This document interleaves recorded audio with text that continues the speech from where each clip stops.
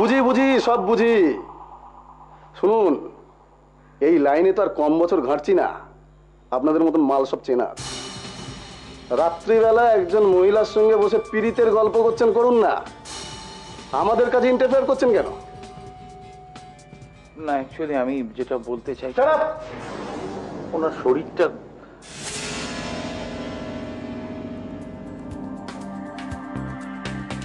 যেমন এখানে দাঁড়িয়ে আছেন, চুপচাপ দাঁড়িয়ে থাকবেন, ওকে? হ্যাঁ রাত্রি দেবী, ওই বাচ্চা দুটোর যতক্ষণ না খবর পাওয়া যাচ্ছে ততক্ষণ কিন্তু মাঝে মধ্যে আমাকে এখানে আসতে হবে, আপনাকে একটু ডিস্টার্ব করতে হবে। ঠিক আছে। Thank you. চলি তাহলে, এবার করুন, যত পারেন পীড়িতের গল্প করুন।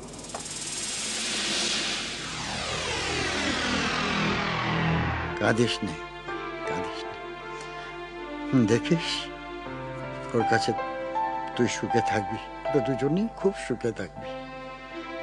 সঞ্জু তোকে দেখবে, দেখবে ও তো আমার নাতি, এই চ্যাটার্জি বাড়িতেও থেকেছে, এর হাল চাল দেখেছে, ও তোকে খুব সুখী করবে, দেখিস। সবাই এ বাড়িটাই ভালো, শুধু ওই একটা ছেলে, ওই অয়নটাই যে কি করে এরকম খাপছাড়া হলো রে বাবা।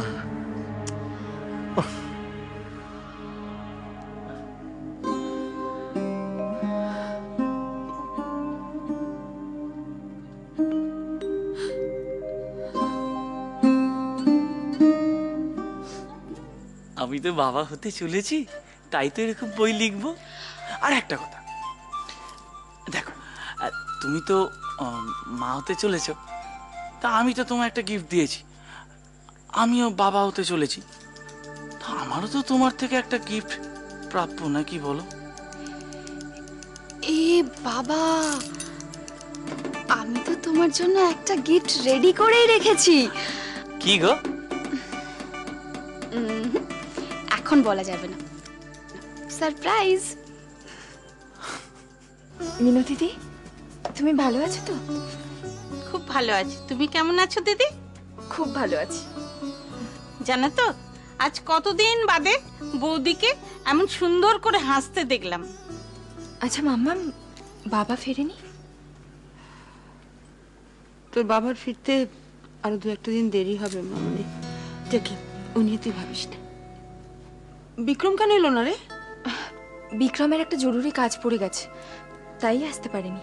তোমরা মা মেয়ে দুজনে কথা বলো, আমি তোমাদের জন্য একটু জল খাবারের ব্যবস্থা করি। খুব সুন্দর দেখাচ্ছে, তুই কিছু চিন্তা করিস না মামনি,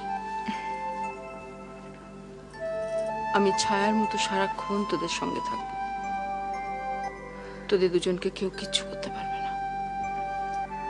এই এনজিওতে তো বাচ্চারা ছাড়াও অনেকে আছে, আপনার কি অন্য কাউকে সন্দেহ হয়? স্যার, আমি এখানে আসি শুধুমাত্র এই বাচ্চাগুলোর জন্য, এর বাইরে আমি আর কিছু জানি না। আরে বিক্রম দা, তুমি? আরে রুমন, হায় হায়, তুই এখানে কি করছিস? আরে আমি তো এই এনজিওতেই কাজ করি।